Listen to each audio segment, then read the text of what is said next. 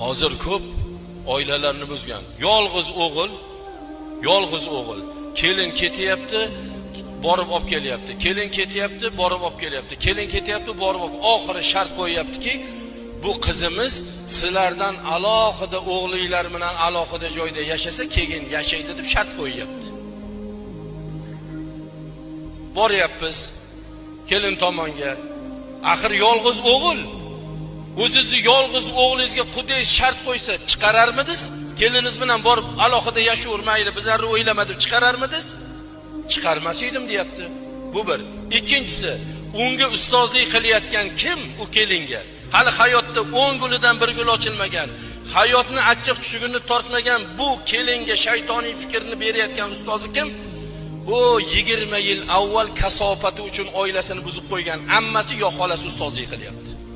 O'zi baloga yo'liqqan jiyanini ham baloga yo'liqtiryapti, oilasini buzyapti. Qo'y qizim, mendan ibrat ol. Mana shu ahmoqligim tufayli erimdan ajrab 20 yildan beri yolg'iz yashayapman. Men ko'zingni och, meni holimga tushmagin, o'sha joyni yaxshiligini oshirib, yomonligini yashirib yashagin deyotgani yo'q.